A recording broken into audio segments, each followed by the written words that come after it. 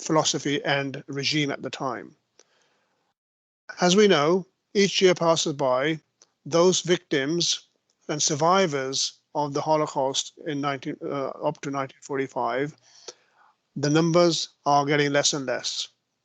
That does not mean their memories, their voices, their experiences can be forgotten and lost. And as we know, Hanneke will be sharing her memories of the terrible atrocities that have happened and how she experienced them. But we must make sure that we continue to burn the flame of remembrance and memory of what did get unleashed and what was quite truly a tragic and horrific genocide, an attempt to remove a certain group of people from this earth, which can not be forgotten and has to be remembered so that it cannot happen again. Sadly, we know that genocide attempts and genocide has continued. Bosnia, Herzegovina, and other areas, and as Joey mentioned, we know there are major concerns at the moment in China with the Uyghur community and how they are being re-educated is the colonial term, as was, the concentration camps were correction camps in a different way. So we need to make sure we do that. And as the National Lead for Hate Crime, I see a direct link between the genocide unleashed in the Second World War and subsequently, and how hate crime can be promoted. And one of the things I would say to all of us is that, and as the Association of Peace and Crime Commission lead on hate crime, small actions, small comments can lead to tragic events and actions. So we must be on our guard to tackle anything that gives us a signal that people who are unable to accept difference, who are unable to celebrate diversity and the contribution that we can all make, and want to shut down, remove, and harm anybody who's different, whether it's on race, religion, belief, ethnic origin, sexual orientation, or perceived physical or non-visible disability. We need to stand up together to tackle that, not just for now, but in remembrance of the past and the horrific events that have happened and have had to be endured, and potential threats which are, I'm sure, going to come our way in the future. So I would say, in my role as the hate crime lead for police and crime commissioners and a strong advocate here in Derbyshire as the police and crime commissioner of Derbyshire, any discrimination or hatred or targeting people just because they are different, or even in terms of the Jewish community, often portrayed as different and given a sort of the other label, we need to work together to tackle it at its root. And any hatred should be challenged, should be tackled, and we should stand united to celebrate diversity and ensure that everybody's voice is heard and not suppressed. So I really do thank everybody for attending and joining this webinar. And it's really great to see so many people signed up. And I thank Ruth Moore and the equality teams of the Derbyshire Constabulary for facilitating this. It would have been really wonderful if we could have done this real life, but remote is the word we have at the moment with COVID-19, and it will not deter us from remembering and celebrating our unity to fight any discrimination, any subjugation of any minority, wherever they may come from. So thank you very much, and I hope you enjoy the rest of the webinar, and I'll pass you back on to Joey. Thank you, Joey. Thank you for that, Hardiel. So to our speakers, today we'll hear a conversation between Holocaust survivor Hanneke Dye and our Chief Constable Rachel Swan. I've had a chance to hear part of Hanneke's story, and while I won't preempt their conversation, I'm sure you'll have questions, but I would ask that you wait until after the conversation is finished to either put them into the meeting chat or ask them in person. Simply raise your hand if there are any questions you wish to ask, and we'll come to you in turn. Just a warning, this event is also being recorded so that others who have not had a chance to join us today can learn from what we'll hear shortly. So if you don't wish to appear on camera, that's absolutely fine, as it will be going out afterwards. And finally, although as Hardiel has said, we're all very well acquainted with video calls and webinars now, with it being a Teams event, please keep your cameras and mics off during the conversation so that we can all hear what I know will be a fascinating conversation. So Rachel, over to you. Thanks very much, Joey. Thanks, Hardiel.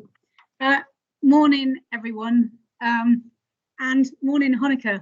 We've not met before, and this is set up as a chat between me and you. It's quite a public chat, it feels, it's fair to say. And we'd normally be doing it with a cup of tea, but that's where we are. So hopefully you've got some refreshments your end. And I was just saying, morning to you from the Yorkshire Dales. How's the weather there? Oh, hold on. Say again. Can you hear me? I can now, yes. Yeah. Does the bar disappear? Because it's right in front of you, this bar. Let me go like that. There. Yes, the weather is fine in Yorkshire. No rain as yet, but there will be. And snow tonight, I think. Oh dear. Yes, in Derbyshire, there's a lot of snow expected in Buxton. Yes, well, yes. It's currently raining here in Ripley. The snow's all gone, but I'm sure we're in for more. Let me just start by saying thank you so much for taking the time to speak to me and to speak to everyone today on this day, really to tell about your story. I've got sort of a few questions, which I'm hoping it'll be you doing all the talking and me just gently prompting you where I can. But if I can just start off, if you just want to tell us a bit about yourself and really talk to me about your first memories of being Jewish. Yes, it's a good question, because I've always known that I was Jewish. We had a menorah at home, and not any of my other friends or people I knew had a menorah. And a menorah is the 7 branched candelabra that is very specific for the Jews. But although I said it was a menorah, if I'm truthful, it was actually a Hanukkah iron, the Festival of Light, which has 8 arms. But we still said it was a menorah. So that was one thing. And the other thing was that in Holland, at primary school, you always were off school on Wednesday afternoons. And on Wednesday afternoon, a gentleman, and I literally translate his name to Mr. Cinnamon, Kaneel in Dutch, he used to come to our house and he taught us Hebrew and to write, and also words to learn, and then also Jewish history. So that's how I've always really known that I am actually Jewish. And there were other Jewish families in the town we lived at the time. Although there were no children of my age, occasionally when there was a festival, and I mentioned the Festival of Light, we may have that with another family. And that was really quite nice. There was no synagogue in our town, and hence we had this teacher coming to our house. I'm with you. So it's probably more, as you say, there wasn't a synagogue, so it was a bit of a local community, and you sort of identified with other people who were Jewish within your community. Yes, mainly, well, there were distant relatives, really. We had some people in the same street as us. We lived in a little park, and their son was very young. But they were pretty orthodox, while we were brought up quite liberal in the Jewish faith. So there was a difference. And then there were cousins of my father. In fact, one of the gentlemen, he had a jute business. And after the war, he invited my father to become a partner in his business. And that's why we moved to the country, because of my father getting this work, which was brilliant, really. Yeah. I see. Okay, so would you be able to explain to me how you first became aware of the Holocaust and its existence? Because obviously you were very, very young at that time, weren't you? Yes, this is a beautiful picture of my parents, Griet on the left and my father Ben on the right. Yes, I had one of the things I remember very strongly was that there was a photograph of my father's parents and of his sister, and but I didn't really have grandparents. This is Marcus and Anna Bendik, the parents of my father, and sadly, of course, I never knew them, and neither did I know their daughter Basa. So you start asking questions about why didn't I know them. But the Holocaust was a taboo subject in our house that my mother preferred to keep hidden. She didn't really want to talk very much about it, but I knew there was something. And then at school, of course, in history, you learn about the Holocaust. And then later, when we had moved to Rotterdam, I had a girl who sat next to me, and her name was Siska. I remember her very well. I can't remember her surname. My mother was a very hospitable lady, and we were always to bring our friends home just to play or to have a drink or for lunch. And most of the people that I brought home, my mother was always very happy. But when I took Siska home, she was different. She wasn't rude, she wasn't nasty to her, but she was simply different. And I felt that she didn't really like her. And one day I plucked up courage and asked her. And when I was old enough to understand, my mother actually explained that it wasn't her fault that she felt that way about her, but her father had betrayed Jews in the war and he was actually in prison. And hence, that's another way how I found out about Jews being betrayed by their own countrymen, which was obviously a horrendous thing to happen. How did that make you feel when your mother sort of explained what had happened? How did that make you feel any different to sister? She still was my best friend, but gradually that friendship did wane, and possibly because, you know, I knew I was upsetting my mother, so you have to give in a way, and then time moves on as well, and then you go each your own way, and that's really what happened in that instance. Also, much later, when I already was living in England, my grandchildren asked me if I would come to Grandparents' Day. And when I did, they interviewed me. They prepared questions about the war. All the grandparents were asked about the war. And that was the first time that my grandchildren heard me speak about the Holocaust. So yes, the Holocaust has affected me all my life, really.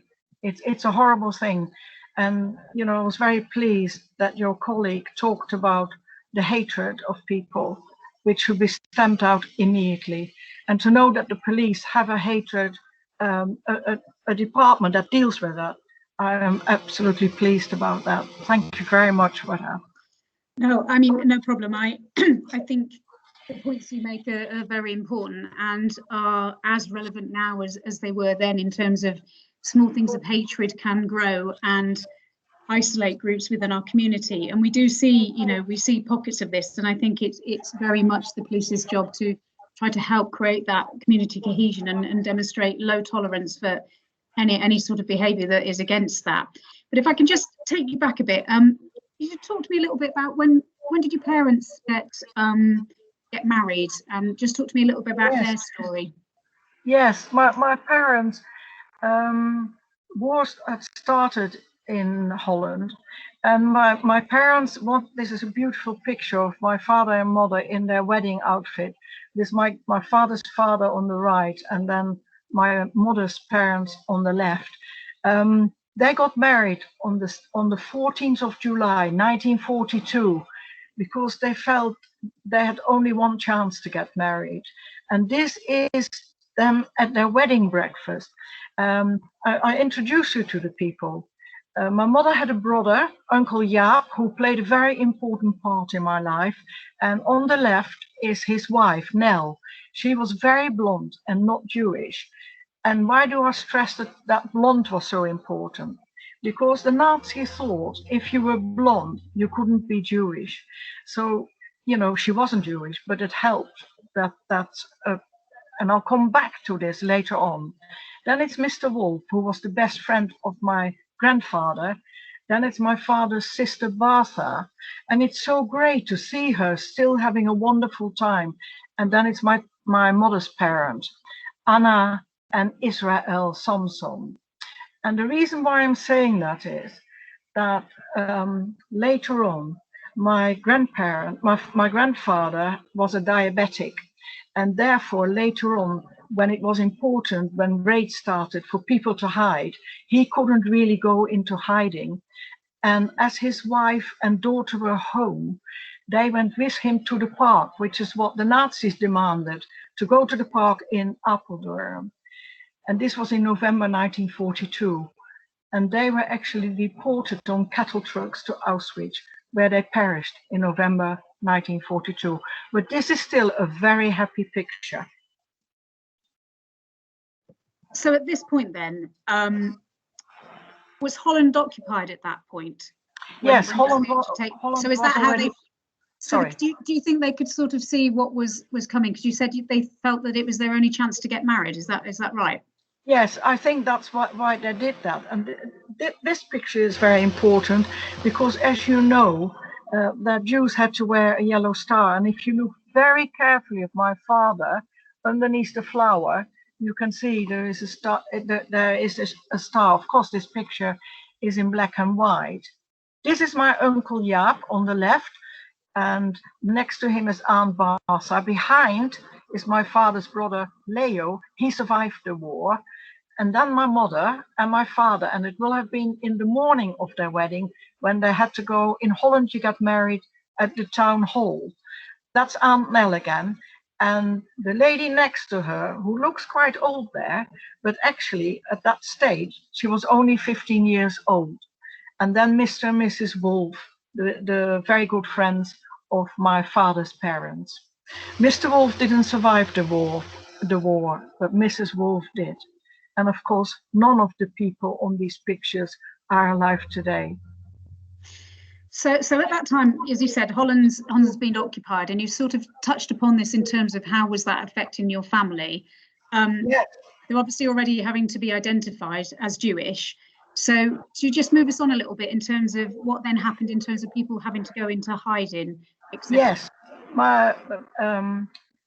my uncle Jaap, whose name I will mention a few times, my parents and mother's parents went to their first hiding place in Apeldoorn, and they hadn't been there very long when Uncle Jaap was tipped off by a friend of his that raids had started in Apeldoorn and his family wasn't safe. So what happened then was that Uncle Jaap came to Apeldoorn, collected his mother, then he collected his father, then my father's turn, and then my mother. And of course, as traveling in daylight was very dangerous for Jews, as they were easily identifiable with their stars, they traveled at twilight. And they arrived in the town called Utrecht, where they found, after a lot of trouble to finding accommodation, they found accommodation in a kind of bed and breakfast place. And when they rang the bell, a lady answered them in German what they wanted. And of course, she opened the door as she did this. So there was no time to run away. And Uncle thought they may have been betrayed. But anyway, he said what they wanted, and that she had a room, and they stayed the night in this room, but were kept awake by soldiers' boots going up and down the stairs and German voices. And it was then that the next day that they were able to escape, because Uncle Jaap then found out that the lady of the house had been a girlfriend of a high-ranking German soldier. So fortunately, they arrived safely in Breda. But of course, they couldn't stay in Breda. Uncle Jaap had to find hiding places for everybody. And he first found a hiding place for his parents. Now, Uncle Jaap was in the bicycle trade, and this photo actually shows a bicycle shop, which I will come back to in a minute. And so through his connections in the bicycle trade, he found a family in the province of Limburg, where Heerlen, which was a mining town, and of course there's no more mining in Holland, where my grandparents were hidden during the war. Those people were so brave to risk their own life to hide Jews. And then he also found, through Mr. and Mrs. Flemings, who were the owner of that bicycle shop and their house behind, and also a lean-to behind, which was a storage room where my parents were hidden during the war. But of course, before my father went there quite quickly, but as mother found herself 7 months pregnant, he had to find a way of how my mother could have a baby, because it would have been too dangerous for my mother to go to hospital. A Jewish child couldn't really be born in hospital in fear of the nurses, of course, betraying them. So maybe I've jumped the gun a bit, but Uncle Jaap took my mother. He found, through his GP, he found a midwife who was actually willing to deliver my mother at her home, at her own risk, of course. So what happened then was that on the 10th of February 1943, and here's a wonderful 2 pictures of my mother looking at this little baby that she just had delivered, and behind her on the top picture is the lady called Mrs. Soontjes. What a brave lady she was to risk her own life to deliver this baby. I have never found out who the lady is on the other side. I don't know if it was Mr. Soontjes' daughter or if it was her helper. And the intensity and the love that my mother shows on that picture for her firstborn is really quite moving. Now, my first bed was actually the leatherette case of the vacuum cleaner. In those days, the vacuum cleaners were long and they're sausage shaped, and they made that into my first bed. And this picture, we stayed with the midwife for 10 days, and then Uncle Jaap was going to come to fetch me, and mother then could go into hiding, as of course she couldn't take this little baby with her in fear where whoever hid her, that I would cry and they would be found out. So this photograph to me is most moving, as the intensity of my mother's love and my mother looking at me, knowing that in a few minutes she had to say goodbye to her firstborn. And then Uncle Jaap came to collect me and put the leatherette case on the back of his bicycle, and mother went to Mr. and Mrs. Flemings to join my father at Mr. and Mrs. Fleming's home. That is it was a lovely photo. Just touch upon the Flemings if you could, because obviously you talked about where they are, but I understand Mr. Fleming didn't want Jews there. Yes, what happened there was, that's a really good question. They were hidden in the storage room. So Mr. Flemings would regularly go in there, and of course he was able to give them food, and they seemed to be quite safe. But then raids started in Helmond, and Nazis had moved into Brabant, which is the province where Helmond is. It's about an hour from Breda, and he said to his wife, "It is no longer safe for us to hide these Jews, because if they find them here, we will both be killed. Get rid of the Jews." So Mrs. Flemings had the task to tell my mother to come out of hiding, and they then met in the kitchen to have a drink together, and then Mr. Flemings took them out of the front door of the bicycle shop. And there is actually a ginnel next to the house, and that ginnel is still there. I visited Helmond in 2019 for the first time.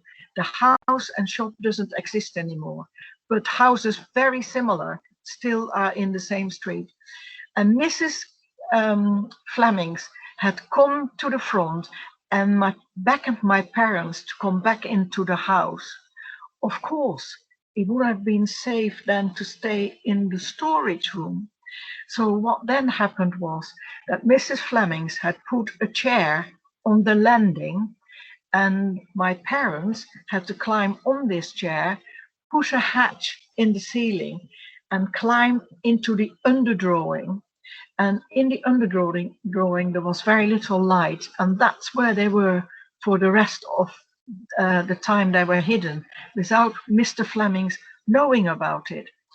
And therefore, when the hatch was closed, Mrs. Flemings put clothes and cushions on the chair, so it didn't look suspicious that the chair was there. And that, of course, was also the way that she would try and give them food as and when she was able to. She was being extremely brave herself there in terms of absolutely in terms of doing that. A hero, a heroine. There's a lot of brave people that you talk about throughout this. I couldn't help but think when you said, you know, your mum stayed with the midwife for 10 days, that's, you know, immense bravery shown by people to show the level of support. Talk about a little bit in terms of you then. You've talked about your parents and you've talked about you were going to the children's home. What happened then?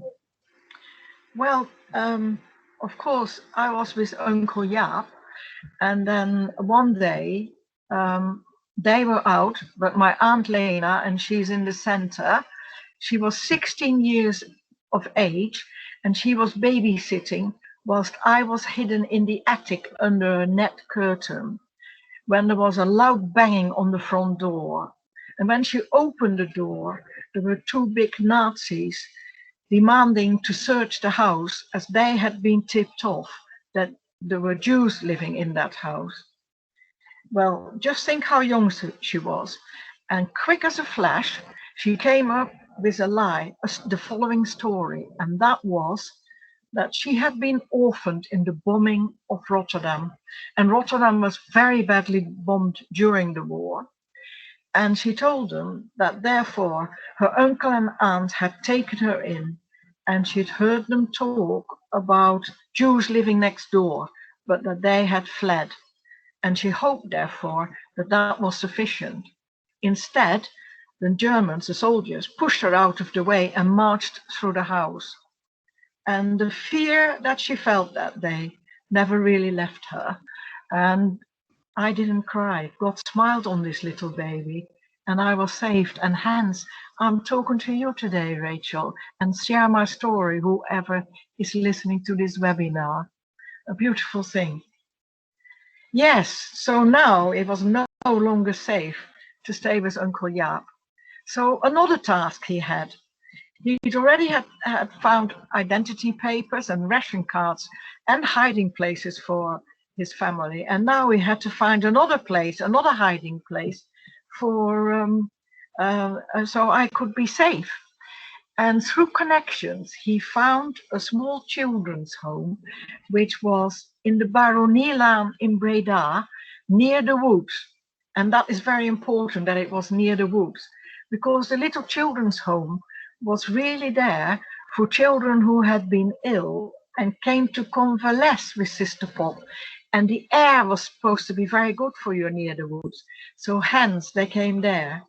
And Sister Pop was willing to take me in, because she already had 11 other Jewish children in her care. And so this is such an amazing picture. And there's sadness and happiness in this picture. Sadness that my mother didn't see me take my first step, but happiness that Sister Pop taught me how to walk. And this is Miss Sister Pop and me walking together, which is absolutely superb. Yes, that was my time with Sister Pop, and I stayed with her till after the war. I understand. Am I right in saying that there's a few stories of you in the care of Sister Pop, and was there not a German soldier who used to visit and was quite fond of you? Is that right? Yes. Well, what happened was that in 1992, a conference took place in Amsterdam, and literally translated, it was called the Hidden Child Conference. And I was told about this conference by the lady who actually organized it, Nicole David. And I told my mother I wanted to come over, and she said, you only come over for bad things, which was a little bit unkind, because I went to each of her birthdays every year, because birthdays are important in Holland. So I did arrive at this conference, and Nicole was there in the foyer to meet me and said, come on, Hanneke, why have you really come to this conference? And I told her that I'd come to try and find out if there were other hidden children there who had maybe been with Sister Pop during the war. She told me to put a note on the notice board. And what I did was I wrote out a note which said, my name is Hanneke Bendik, which is my maiden name. I was with Sister Pop during the war. Is there anybody here who also was with Sister Pop? And if so, please meet me at this notice at 6 o'clock. And then I went in the conference proper. Well, the conference was a very emotional event, and I won't really go into that today. But well, suddenly it was nearly 6 o'clock, and I wasn't really sure, should I go to this note? And with a bit of trepidation, I must say, I moved forward and went in the foyer. And as I got close to the notice board, I noticed a lady and a gentleman embracing each other. And as I got closer, they looked up and said, you must be Hanneke. And I said, yes. And arms embraced me as well, very powerful and very emotional. And then I found out that the lady was called Jenny Unterman, and she and her older sister, who was not at the conference, had been with Sister Pop. And their parents had perished, and they had gone to live in America with relatives there after the war. And then the gentleman was called Harry Del Cano. Well, Uncle Jaap had written a little book after the war to tell all the items that happened to his family. And that book was called My Holland of Yesterday. And the family Del Cano are actually mentioned in that book. So that name was familiar to me. And so I asked them, can you remember anything about me as a baby? And they were a little bit older, 2-3 years older than I was. And Jenny said she had been jealous of her sister because her sister was allowed to pick me up and help change my nappy.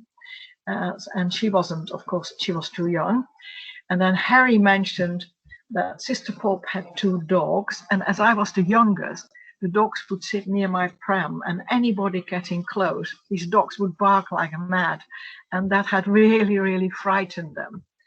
And then the other thing was that they both remembered that our hair was bleached. Again, being blonde meant that you may be Aryan, just in case there was a raid.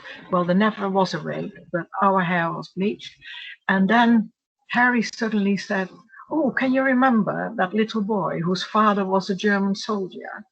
And I was obviously intrigued, a German soldier coming to Jews. They said that he was very fond of children, and when he came to visit his son, as I was the youngest, he picked me up and put me on his knee and sing nursery rhymes. And for me, that is a sign that there were also good Germans during the war. They weren't all Nazis out to kill the Jews. Yes, that's very important. So just moving on a little bit, since then, do I understand that after the war you used to go and visit Sister Pop? Is that right? You went back to see her? Yes. Well, when, of course, after the war, when we were freed, first we moved back to Apeldoorn, and then my father and mother moved to Meppel, where my father's cousin had this business. And each year in the summer holidays, I was taken to Uncle Jaap for a few days to stay. And always when I went to stay with Uncle Jaap, he or his wife would take me to Sister Pop. when she still had the big house and was still a children's home. And I remember the house. I remember staying one night, one of the nights that I stayed there, was a small room above the door, above the front door. And Sister Pop was very kind and left the light on the landing.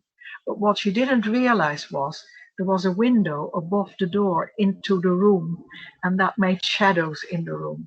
And I was actually quite frightened of these shadows that looked like ghosts.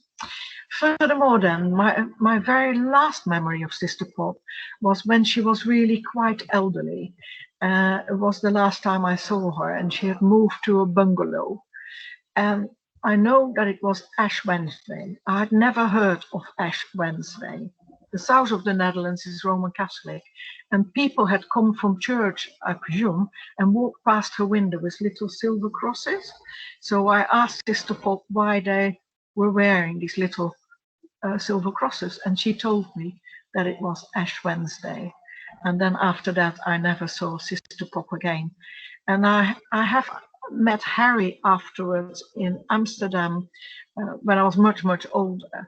And he didn't really know what happened to her helpers, but he did know that sadly Sister Pop had passed away.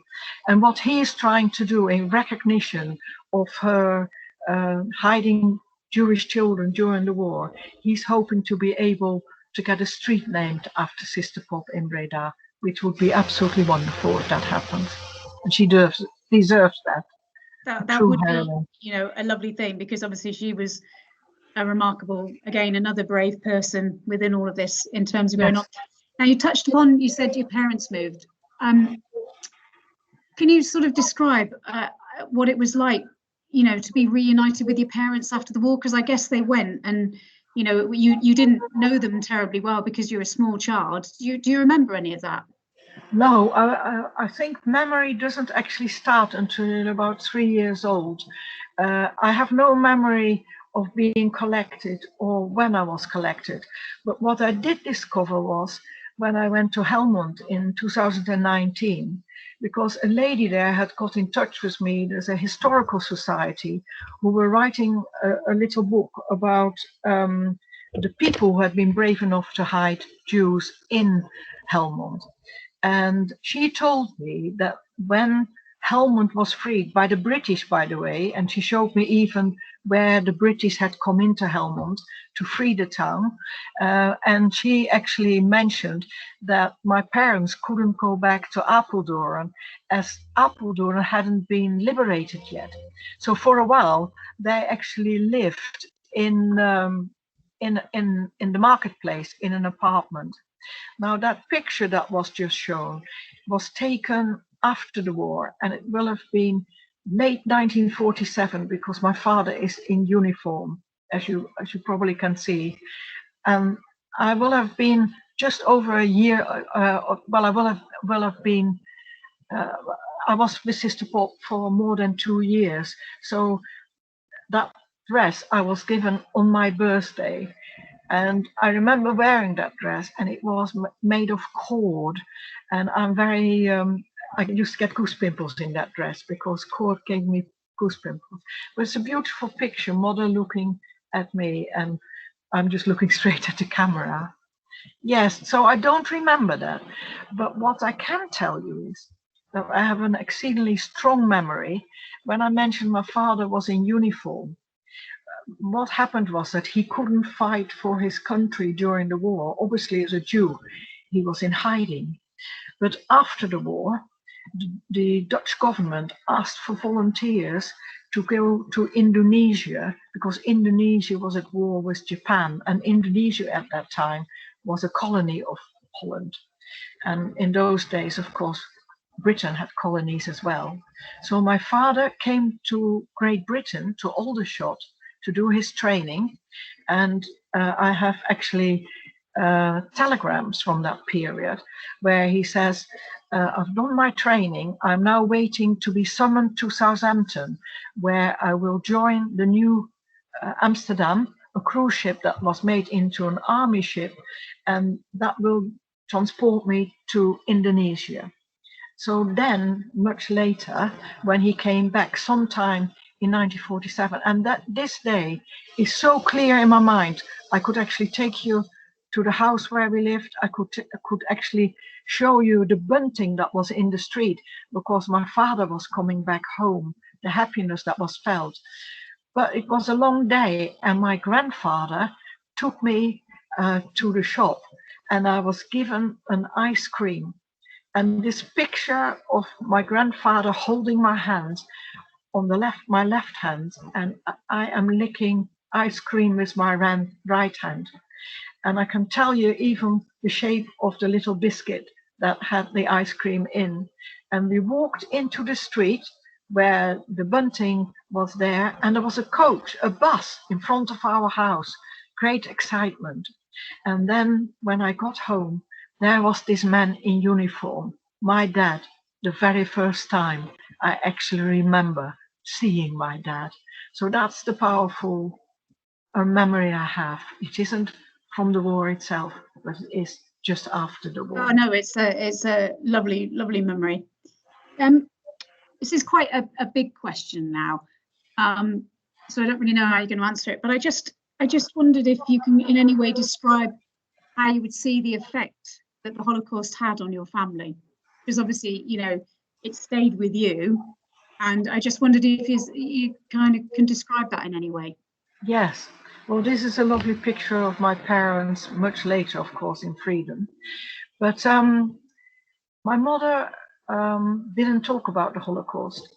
I think the fearful and dreadful time that they'd had during the Holocaust, both my parents, it was a taboo subject. Only fragments over the years came out of what happened during the war. And one of those fragments is actually when they were at Mr. and Mrs. Fleming's. And of course, food was a very important part. And Mom one day said that they were only given one piece of bread, and that would have to last until the next day. And so what happened there was that Mom took a little piece of the bread, a corner of the bread, and put it in her pocket. And when it was nighttime, she actually gave that piece to my father because she couldn't stand listening to the rumbling of his stomach. So to me, that is what you call true love. Now, the other thing, of course, was that my Aunt Lena was actually persecuted by the fear that she endured during that day when the Nazis knocked on the door. And that fear never left her, and it caused her a lot of mental illness. She was often in a psychiatric ward. And this particular day, when a visitor came to her house in 1988 and banged on the door, well, knocked on the door, she thought it was those Nazis coming to deport her. She ran to her balcony of her 5th floor apartment and jumped to her death to escape the Nazis. So that is the very, very sad story. She was so brave to rescue me, and she really didn't deserve that. Now, when I had been tidying up my mother's apartment in 2006 after she passed away, I found 2 boxes in her linen cupboard, and they were metal boxes. One had things to do with my father's family, and this card I found actually in the box that had my mother's things. And this is a note that my mother wrote to the parish of Ermelo, because I found out that my mother had an older brother called Abraham, and she's actually inquiring about her brother. Now, he wasn't talked about at all at home. I can only ever remember my mother once mentioning Brom, which is short for Abraham. And here it actually states that poor Abraham was deported from the home that he lived in. He lived during the war. He was in hiding in a home, and there were about 13 Jewish people in that home. And the Nazis actually raided the home. And this is a picture of uncle Abraham. And this home was for physically and mentally handicapped people. This is one of the saddest pictures I have in my belonging, and I only was given that picture in 2019. And you can clearly see that there is something wrong. But he didn't deserve to be deported to Sobibor concentration camp, where he actually perished. He was killed in 1943, 3 months after I was born. Yes, very, very sad indeed. Also, when I was tidying up my mother's apartment, it was a difficult task. And I went eventually in my mother's bedroom, and of course, most of her private things like those tins were in her bedroom. And I opened the cupboard door, and I found on the bottom of the cupboard all the handbags my mother ever owned, and there were 2 rows of them. And initially I was just going to put them in a bag, and then I thought, wait a minute, maybe there is money in here or passport. Anyway, the very, very first handbag I opened, I found 2 very small pieces of paper. They were folded, and you can still see the folds in that. And I know that they were mine, that I had done, because my name is at the top of the picture on the right-hand side. And the other picture says Snow White in Dutch. My first reaction was that I was absolutely furious with my mother that she had never shared these pictures with me. But when I'd calmed down, I thought how silly I was to be cross, because wasn't it absolutely amazing? These must have been so precious to my mother that she kept these pictures all that time. And it was actually me who discovered them. It wasn't anybody else, but it was me, and it was meant to be. And so these are one of the most precious items in my belongings, really. Yes. They are lovely. Can I just say, I just thank you for sharing all of this, because it's obviously deeply personal to you, and must be terribly upsetting to have to talk about. So I am very, very grateful that you are taking the time to do that to us today. Now, what I would say is, whilst there have been many, tragic events since the Holocaust, as you've described, it's so important what you're doing, which is telling the story, keep the story alive. And it's important that we remember that story. That in itself is light in darkness. Remember that. And, in all the horror, you highlight the bravery of people throughout this, which is a real, part of this whole story. But what I did want to say is, I also understand, on a slightly lighter note, that you took up running when you were 69 years old. Is that right? Do you want to tell us? Well, but it was for a very special reason, because this is the most wonderful light in the darkness. This is 2012, July 2012, and I had been invited. In fact, it was Ruth who proposed me, and I had no idea. And this is such a happy day. You can see the happiness shining out of my face. These were the police people. They were in their Olympic uniforms as opposed to in their normal uniforms, and they were protecting me and keeping the crowd away, because crowds were coming in. There were 35,000 people in Harrogate cheering me on, and all the other runners, and it's one of the happiest days in my life. Very, very moving, very, very lovely.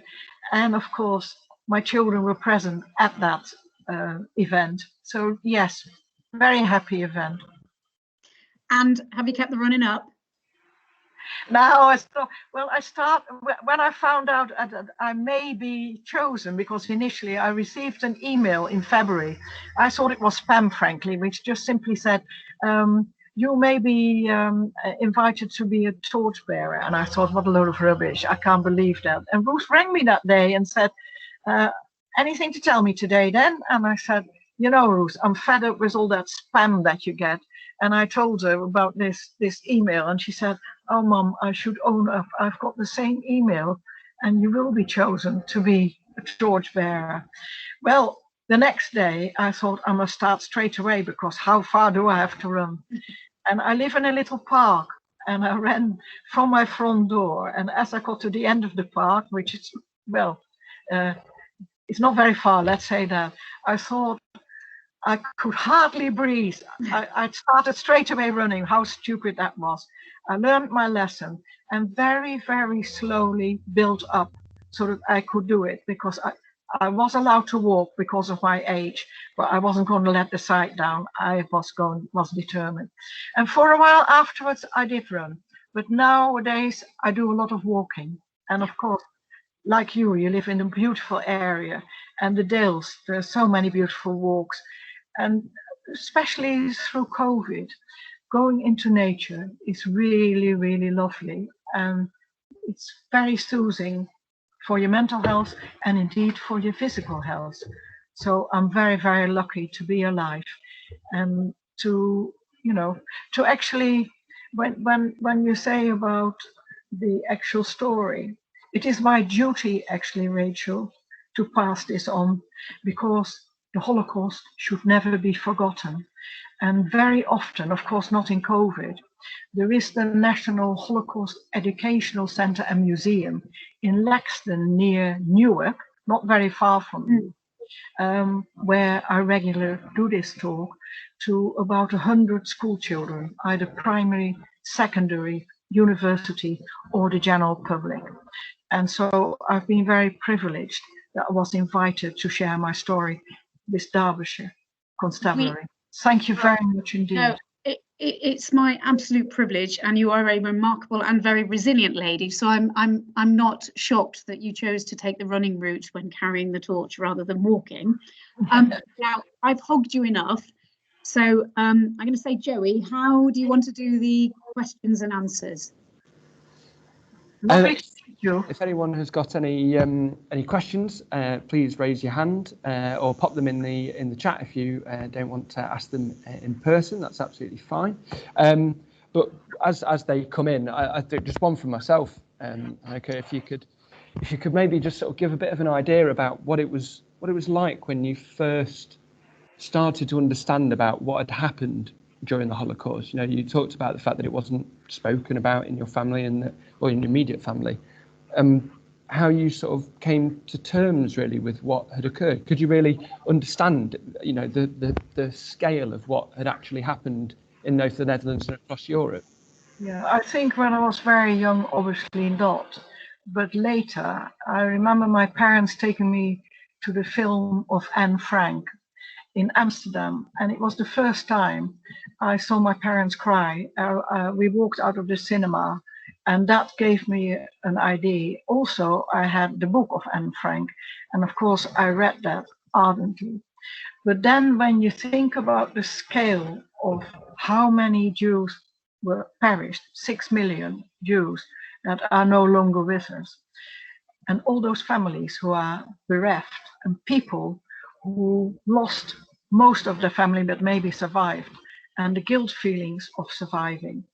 Now, I've never felt guilty about that, but I have felt an enormous miss of grandparents and the aunts that perished. And I can't imagine what people must have suffered in Auschwitz. And it's one thing, half of me would like to go to Auschwitz to see where my family perished. But the other half of me say, don't do it, because I think the effect it will have me will cause me a lot of trouble. So yes, I am an ardent collector of books. I have many, many books about the Holocaust, about people's experiences. And the main book that I would recommend to people is Martin Gilbert's book called The Holocaust. Sadly, Martin has now passed away.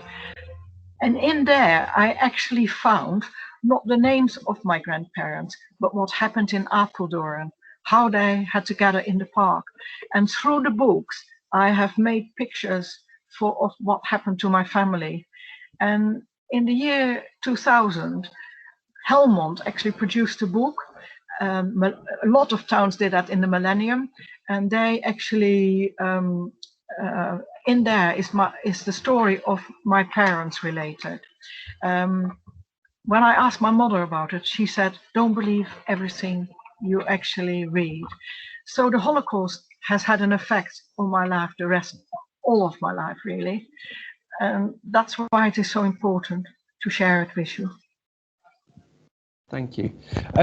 There's a quick question from Alan Hodge. Hardil and Steve will come to you in a second. But Alan asked, how long were your parents in the lean-to near the house? And did they just sit in that small space? And for how long was it that they were there?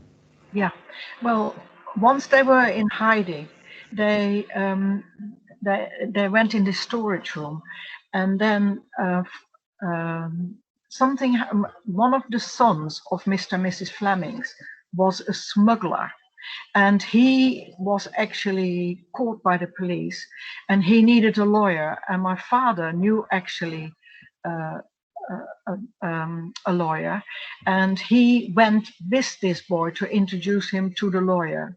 Now, he came out of hiding and risked his life to actually take this boy, but out of gratitude to Mr. and Mrs. Flemings. And another time they came out of hiding was that Mrs. Flemings, a Roman Catholic lady, went to church every morning. And of course, her priest knew that they were hiding Jews. And he said one day, when it was nearly Christmas, why don't you invite your guests to come to midnight mass? They could just be introduced as your relatives. And so it was near Christmas when my parents actually went with Mr. and Mrs. Flemings to church. Mom never ever mentioned the service, what the church was like, or any people she met there. But what she did say was that to sniff fresh air made her almost dizzy, because in the smaller space, especially when they were in the underdrawing, there was little fresh air, and so fresh air became exceedingly important.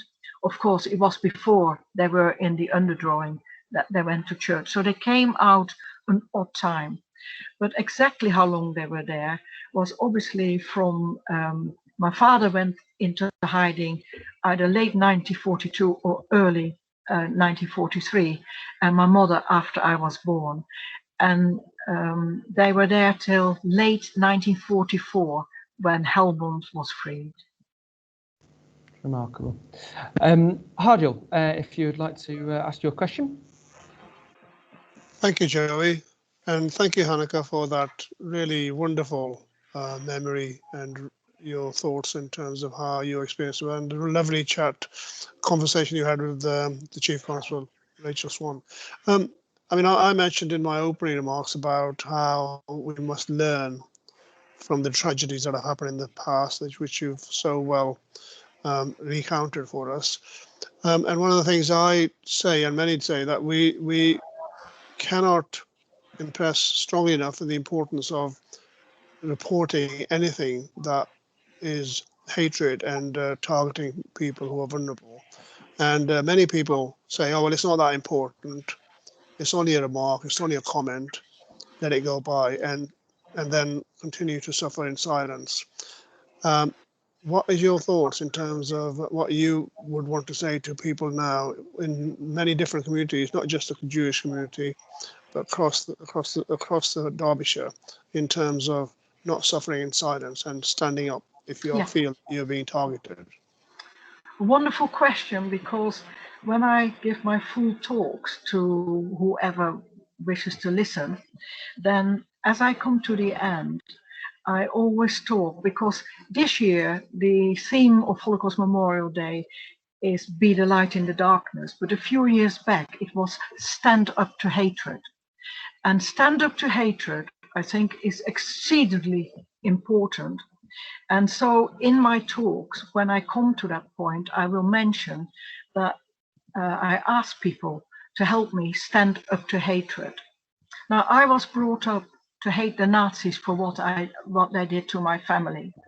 And so obviously I don't hate the Germans, but I can't forgive the Nazis what they did to my family. But I say to the people, and especially to the children, have respect for each other. when there's younger, I say, when you play in the playground, no bullying. And to the secondary ones, I now say no cyberbullying, because that is now, of course, very relevant. And then I say, please have respect for each other. And you remember Joe Biden, when he became president, in his inaugural speech, said, please have respect for each other, especially after what happened at Capitol. And then I say, have respect for each other. And you said the same, whatever the color of your skin, whatever your face, the creed, your background, or your sex. And if you if you can have respect together, then we together can stand up to hatred and show tolerance to one each other. So standing up to hatred is almost my mantra. Thank you. Thank you so much, Hanneke. Steve Punt, if you want to ask your question. Hello, it's lovely to meet you. Firstly, I'd just like to say thank you for telling us your story. It's incredibly moving and personally inspiring. I find it, my question is, I find it incomprehensible that what happened to you and your family and the Jews is being repeated. I just can't understand how it's being allowed to be repeated. You know, in pockets around the world, but in particular in China, it's getting so little media attention. So my question is, how can you and we and everybody spread your message, and how can your message be repeated through the years as we move forward? Have you got a plan to hand it on to Ruth and that kind of thing? Yeah, of course. I'm hoping that Ruth, when one day I'm gone, that she will carry on carrying that torch, literally that torch, but also figuratively that torch. But anti-Semitism, as you well know, is rife in the world, but also rife in Great Britain. And I'm not normally a political speaker, but you know what happened to the Labour Party and Mr. Corbyn. And to think that that still exists in Great Britain, I know that Keir Starmer, and I can't vote in this country, by the way, so that's why I'm saying I'm not political, because I'm still Dutch, is trying his absolute best to get it out of the party. But if we all together stand up to hatred, and if we all together can actually shake a hand of the person that maybe you don't like as much, but show respect for that person, I think that's what I would like you to do. Then together we can make a better world. And what I do with my talks is, for me, it's my little step towards world peace. And it may not be in my life, it may never happen, but if we don't try, we have failed. So every time I do this talk, it is a little step towards peace in the world. Thank you. Thank you, Steve. There's one last question here from Cheryl Pinner. It's an interesting one. I think I've got this right in terms of what you're asking, Cheryl, but please jump in if it's not quite how you meant it. But Cheryl wants to know how you've dealt with the grief from losing your family in the concentration camps and during the Holocaust, versus the grief that you have from people dying sort of naturally, many years later, and whether there's a difference really in how that has affected you. It's a very, very big difference. Anybody dying, and think about the 100,000 people who have died of COVID, every single death is a sadness. Somebody is grieving. But when you end up in a gas chamber and you're actually killed, that is a very different aspect. It's not only grieving, it is actually thinking how wicked people are, that they can allow this to happen, and that it did actually happen. And think about those deniers of the Holocaust. No, people go to Auschwitz today.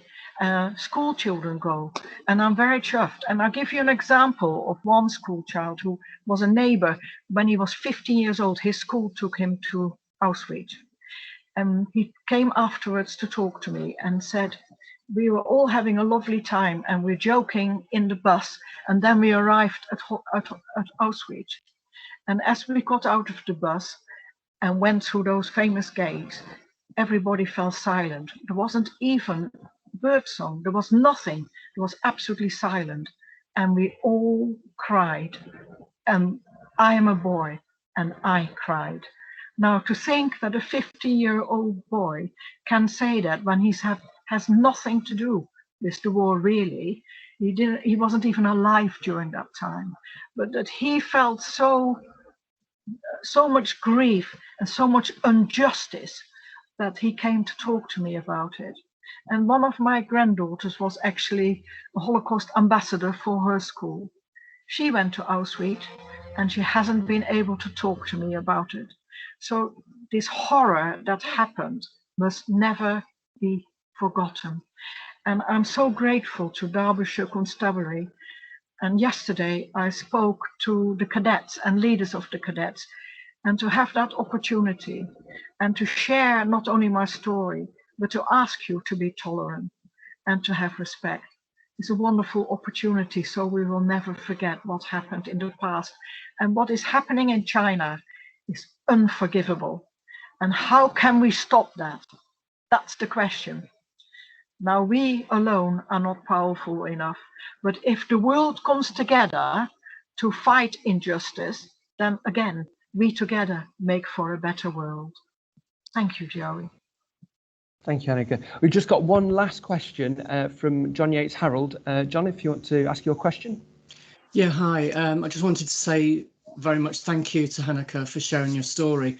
I'm hate crime advocate at Derbyshire LGBT+, so I work directly with victims of hate crime across Derbyshire who are targeted for their sexuality. I went with my husband to Auschwitz in 2004, went to Auschwitz I. And the first uniform that I saw of the prisoners was made up, it was the Star of David, made up of the yellow triangle, but a pink triangle. So that this prisoner had been Jewish and gay. And that absolutely broke my heart. And the visit to Auschwitz is something that will stay with me for the rest of my life. I want to go back. I want to take my children because I think it's really important that our children learn about what happened. So it doesn't happen again. Having said that, I think we came very close with the previous administration in the USA to victimization of people who were different. Lots of laws were passed that took away the rights of LGBT+ people in the USA, which Joe Biden is now thankfully redressing.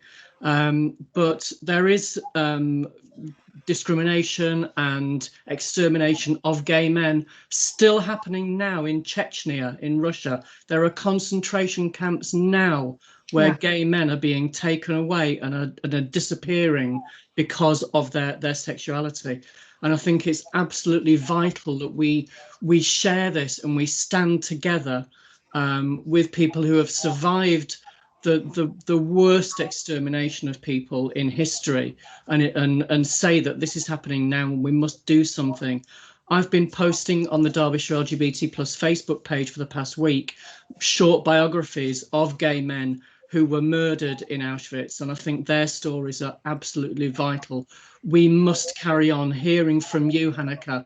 We must carry on sharing the stories of people who went through this. We can't, as a human race, we can't have this again. It mustn't ever happen again. And you know, I think to hear your story, Hanneke, was absolutely vital today. So thank you very much for what you've shared. Well, thank you, John, for sharing your experiences, because they're exceedingly important. And normally when it's Holocaust Memorial Day, Bradford, this is the nearest town to where I am, they normally have a civil service, and often I've been asked to speak there. And always represented is your community. And afterwards, when we light a light, they come forward and specially light a light. And again, this is where tolerance is so important. To have maybe you don't understand the relationships, but still you're all human beings. It doesn't matter if you don't understand, you can still have the respect and the tolerance.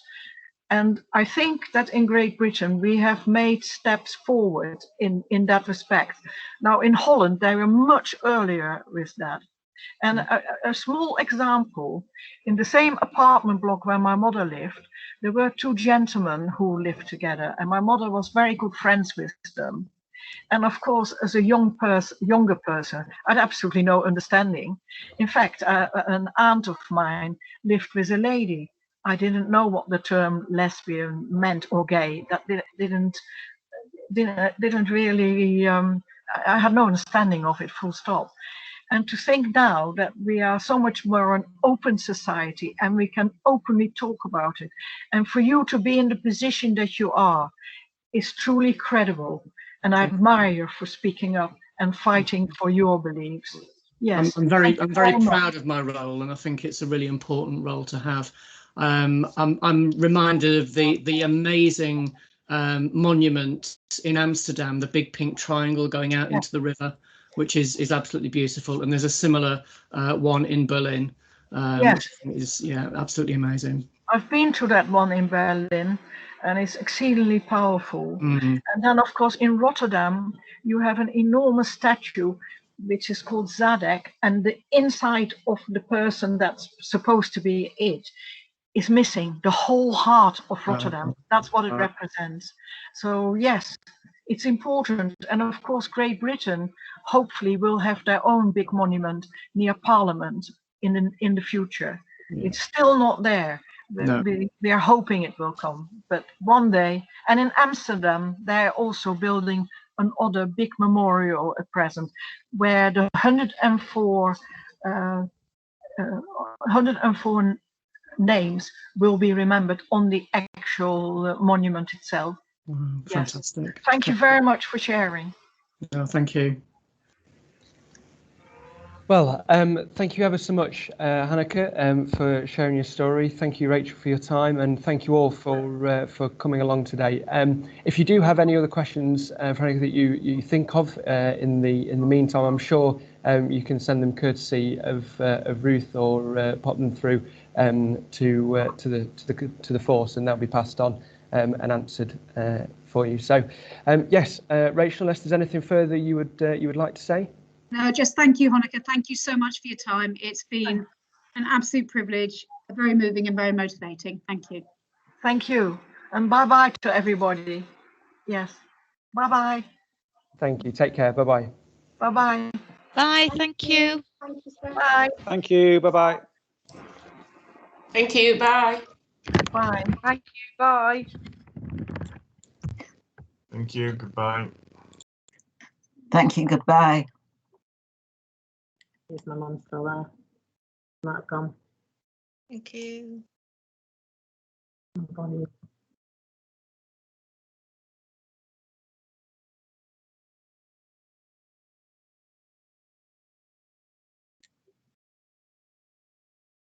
Hi, Gillian. Hi, Simon. Thanks so much for coming. Yeah. Have a good day. Yeah. Rest of it. Thank you. Thanks very much.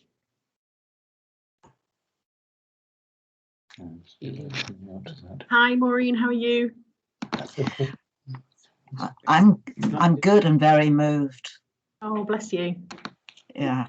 It's been a real privilege to be invited here today. And I'm sure you're going to get to meet my mum, Maureen. I'm sure the two of you have coffee at Nellie's. I think I did just meet her, but I'm looking forward to the coffee. Yes. It's lovely to see you. Thanks for joining us today. No, the thanks are all mine for inviting me. And it's a lot to settle just here in my heart.